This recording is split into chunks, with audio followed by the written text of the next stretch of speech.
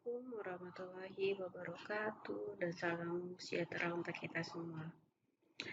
Bertemu lagi masih dengan sesi melakukan review buku.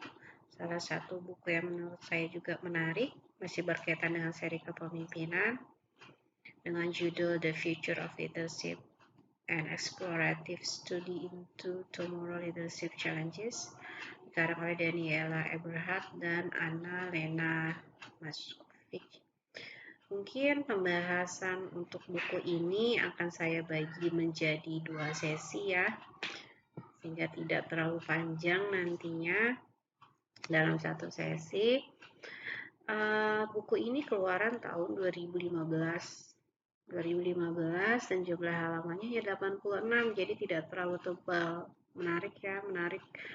Kenapa? Karena jarang-jarang ada buku yang versi bahasa Inggris dan merupakan salah satu buku handbook untuk mata kuliah kepemimpinan. Jumlahnya kurang dari 100 halaman. Tampilannya juga menarik, kekinian, diterbitkan oleh Springer.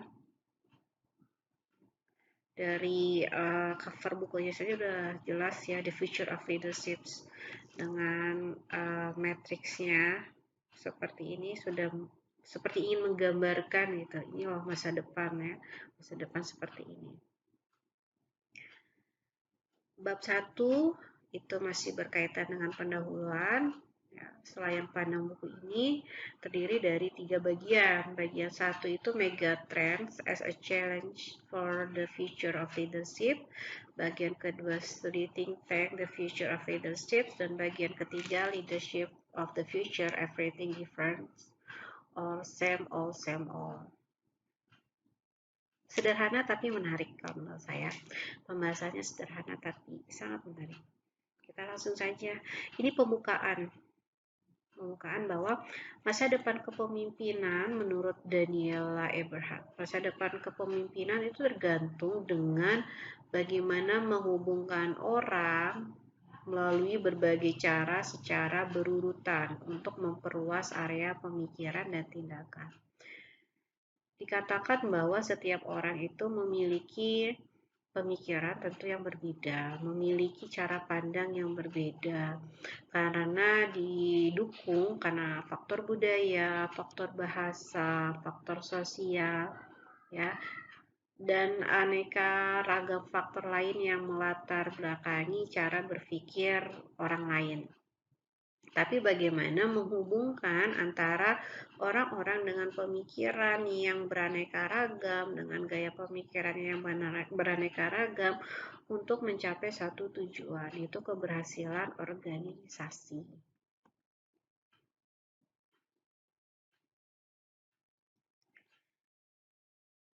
Megatrends as a challenge for the future of leadership.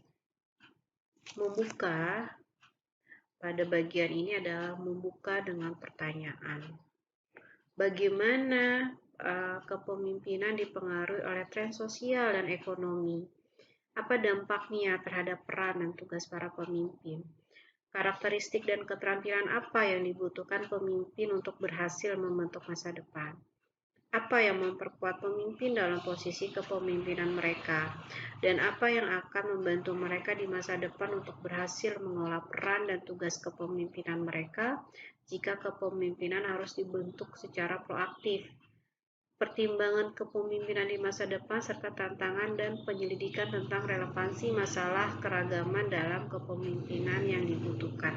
Jadi belum apa-apa sudah dibuka oleh pertanyaan ya, dan pertanyaannya kok kompleks gitu ya, pertanyaan kok kompleks banget, dia langsung menantang gitu. Menantang bagaimana sih kepemimpinan di masa depan ini loh, ada hambatan-hambatannya. Bagaimana sih penjelasannya? Kita lihat dulu nih megatrends dan karakteristiknya itu seperti apa. Trends mendefinisikan perubahan sosial, ekonomi, politik, dan teknologi utama yang perlu kerangka waktu yang substansial untuk berkembang. Megatrends mengarahkan pengaruhnya dalam berbagai cara, karena domain kehidupan akan cenderung bertahan untuk periode waktu yang lebih lama. Perubahan memang betul selalu terjadi dan terus terjadi, tetapi kadang perubahan itu sifatnya sangat lama baru bisa melakukan perubahan ke arah yang baru. Nah, di sini bahwa tren perubahan itu dipengaruhi oleh faktor sosial, di mana sosial masyarakat juga sangat berubah. Kehidupan masyarakat pada era tahun 90, pada awal tahun 2000, sehingga sekarang pada tahun 2022 juga sangat mengalami perubahan yang sangat signifikan, ya cenderung sangat signifikan. Masyarakat dengan perubahan pola berpikir, cara pandang, termasuk di dalamnya tingkat pendidikan juga yang semakin baik, yang semakin maju, tentu mempengaruhi tren ini. Kedua adalah faktor ekonomi. Perubahan ekonomi juga mempengaruhi tren bagaimana ada perubahan atau transisi dari kondisi ekonomi sebuah negara. Negara majukah, negara berkembangkah, hingga negara yang dianggap sebagai negara dunia ketiga. Nah, itu juga akan mempengaruhi bagaimana tren dalam kepemimpinan ini. Politik juga hal yang sangat hangat untuk selalu dibicarakan berkaitan dengan kepemimpinan, karena bagaimanapun ada kaitan antara politik dan kepemimpinan. Politik yang terus bergeser arahnya, politik yang terus berubah, politik yang sifatnya sulit untuk terprediksi ini juga akan mempengaruhi bagaimana posisi kepemimpinan atau bagaimana kepemimpinan nanti merespon ini. Dan teknologi juga sangat mempengaruhi kepemimpinan, sehingga muncullah itu yang namanya digital leadership untuk saat ini. Apa sih yang dimaksud dengan digital leadership? Kenapa pemimpin itu harus mampu menguasai teknologi untuk saat ini? Nah, itu ada beberapa faktor atau komponen yang mempengaruhi megatrend dalam tantangan kepemimpinan saat ini. Masih berkaitan dengan tren. Studi saat ini memperkenalkan 5 megatrend masa depan, yaitu yang sifatnya individualisasi atau kita sebut tren yang pertama. Tren yang kedua adalah transisi ke fleksibilitas. Tren yang ketiga adalah faktor demografi. Tren yang keempat adalah perubahan sosial dan ekonomi yang cepat. Dan tren yang kelima adalah tanggung jawab sosial dan keberlanjutan. Ya. Individualisasi. Apa sih yang dimaksud dengan individualisasi itu? Coba kita cek ke slide selanjutnya. Individualisasi sebagai tren berkaitan dengan individu yang lebih fokus pada diri mereka sendiri dari komunitas atau kelompok. Karena apa? Karena memang sekarang kehidupan manusia itu kan lebih individual. Merasa lebih nyaman dengan kehidupan individualnya. Mereka berkomunikasi, tidak perlu berhadapan langsung dengan orang yang diajak untuk berkomunikasi. Hal ini juga didorong oleh kemajuan teknologi yang sungguh sangat pesat. Dengan kenyamanan hidup secara sendiri, artinya bukan hidup secara sendiri ya, tapi lebih nyaman dengan kehidupan pribadinya, gitu ya. Nah, ini nanti akan membentuk kepribadian mereka, ya, akan membentuk bagaimana nanti sistem sosial yang ada di masyarakat juga tentu akan berubah dengan adanya individualisasi ini. Nah, dengan gaya hidup atau tren sekarang yang lebih kepada individualistik, tentu akan membentuk bagaimana nanti kurikulum pembelajaran yang mampu merangkul atau yang mampu menggambarkan tren ini seperti apa nantinya, gitu ya.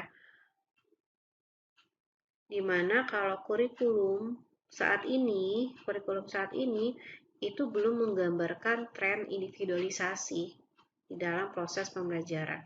Apakah tren individualisasi ini nanti akan dianggap lebih berpengaruh positif atau lebih berpengaruh negatif? Itu tentu perlu studi lebih lanjut. dan memasukkan lebih sedikit pengaruh eksternal. Karena apa? Karena sifatnya individualisasi. Lebih senang untuk bekerja secara sendiri, lebih senang untuk memecahkan permasalahan secara sendiri. Nah,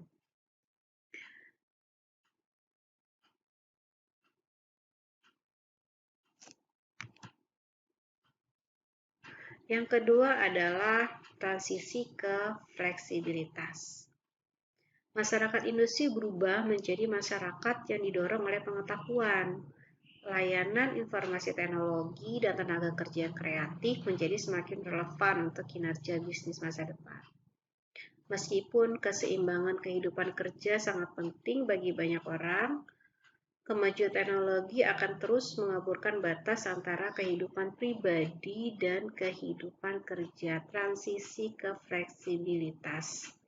Apalagi sekarang kita contohnya ya, ambil kondisi sekarang yang dimana-mana bekerja itu dari rumah, bekerja itu dengan menggunakan bantuan teknologi. Nah, dengan adanya teknologi ini juga mampu mengaburkan batas antara kehidupan pribadi dan kehidupan kerja. Posisinya ini bekerja, tapi di rumah gitu ya. Posisinya sedang bekerja, tapi santai di rumah. Karena apa? Karena memang kerjanya itu bisa diselesaikan dengan tidak perlu suasana yang formal, tidak perlu pakai atribut formal, misalnya pakai seragam kerja, pakai baju kerja, hanya baju santai, yang penting pekerjaan selesai. Nah, karena apa? Karena tentu ini juga didorong oleh tenaga kerja yang semakin kreatif, ya. Tenaga kerja semakin kreatif dan lebih bebas pemikirannya. Sehingga untuk saat atau di masa yang akan depan, tenaga kerja yang lebih dinamis, yang lebih kreatif, yang lebih inovatif, tidak terkungkung oleh aturan-aturan formal gitu ya, yang tidak terlalu ketat aturannya. Nah, mereka lebih menyukai itu. Dan itu juga sekarang trennya kan seperti itu. Banyak dunia-dunia digital itu mulai sangat berkembang. Bisnis-bisnis digital itu mulai sangat berkembang. Dan orang-orang yang ahli dalam bidang digital itu sekarang memang yang sangat dibutuhkan untuk kemajuan saat ini. Tren ketiga adalah demografi. Tren demografi akan dipertimbangkan dari dua sudut yang berbeda, dari usia dan jenis kelamin.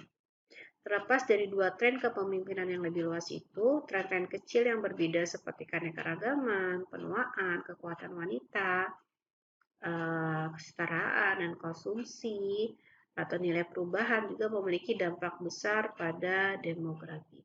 Konsumsi awet muda itu maksudnya kalau dalam buku ini tuh ini ya, kayak makanan kesehatan, gaya hidup sehat gitu ya. Gaya hidup sehat itu ternyata mahal loh ya. Gaya hidup sehat itu ternyata mahal. Mahal dalam arti apa? Ya ada biaya-biaya tambahan yang perlu dikeluarkan oleh masyarakat sekarang. Misalnya apakah itu ke fasilitas olahraga, makanan yang sehat, suplemen gitu ya. Nah, tapi demografi yang dimasukkan di sini itu lebih kepada dua sudut pandang yang sangat besar, yaitu usia dan jenis kelamin. Di mana usia itu juga akan mempengaruhi nanti seperti bentuk komunikasi, ya, bentuk komunikasi. Bagaimana cara berkomunikasi di antara generasi? Tentu akan berbeda, ya. Style komunikasinya tentu akan berbeda. Apalagi sekarang dengan gaya komunikasi elektronik yang lebih berkembang, sudah tidak lagi terbatas dengan ruang dan waktu, dan bentuk komunikasi juga yang sangat jauh berbeda. Apakah nanti akan ada permasalahan dalam hal ini? Ya, ini adalah tantangan bagi kepemimpinan di masa depan. Lantas, yang selanjutnya apa? Apakah ada regenerasi kepemimpinan? Apakah senior ini bisa memberikan kepercayaan dan tanggung jawab kepada yang lebih junior? Terkadang orang yang sudah di posisi di atas dan merasa lebih senior istilahnya, itu kurang memberikan kepercayaan dan tanggung jawab kepada yang junior. Ini juga perlu adanya pertimbangan. Kenapa? Karena memang sudah ada pola berpikir. Kalau yang pola berpikir yang sudah lama, misalnya untuk mencapai puncak pimpinan itu membutuhkan waktu kerja sekian lama, membutuhkan pengalaman kerja sekian lama, itu baru bisa menduduki pimpinan. Tapi kalau sekarang sepertinya waktu itu sudah tidak menjadi bahan pertimbangan. Yang penting apa? Yang penting dia bisa menunjukkan kualitas kinerja yang bagus, bisa menunjukkan performa kerjanya yang bagus walaupun dia masih baru di tempat kerja tersebut. Nah, terus juga memandang bahwa loyalitas itu sangat diperlukan. Dengan bekerja dalam waktu yang lama, tentu loyalitasnya sudah tidak perlu dipertimbangkan kembali. Juga ada perbedaan dari sudut pandang. Jenis kelamin. Nah, kalau masalah gender, ini hal yang terus dibicarakan dalam hal kepemimpinan. Masih saja ada pro dan kontra tentang gender ini, bahwa sebaiknya pemimpin itu adalah laki-laki dengan kelebihannya. Ada pula yang mengatakan bahwa itu tidak bisa didominasi oleh laki-laki. Kelebihan itu juga ada di dalam diri seorang wanita. Nah, ini terus menjadi pembicaraan yang menarik juga dalam kepemimpinan. Pro dan kontra ini selalu ada. Nah, walaupun sekarang sudah mulai agak bias gitu ya, sudah mulai proporsinya sudah mulai seimbang ini antara pemimpin laki-laki dan pemimpin perempuan, walaupun pro dan kontra ini masih tetap ada. Ada keanekaragaman dalam hal budaya, keanekaragaman dalam hal tingkat pendidikan. Nah, tingkat pendidikan juga tentu akan berpengaruh terhadap kepemimpinan di masa depan. Apakah menjadi seorang pemimpin itu harus memiliki kualifikasi pendidikan tertentu yang lebih tinggi daripada anggotanya, atau ini berkaitan dengan kemampuan intelektual saja? Ya, karena kesempatan untuk melanjutkan ke pendidikan yang lebih tinggi kan selain dari intelektual juga dari faktor ekonomi. Itu terus menjadi bahan atau topik diskusi yang sangat menarik. Tren keempat, perubahan sosial dan ekonomi yang cepat. Sifat lingkungan bisnis global menjamin bahwa tidak peduli seberapa keras kita bekerja untuk menciptakan organisasi yang stabil dan sehat. Organisasi akan terus mengalami perubahan dramatis jauh di luar kendali. Apalagi sekarang ada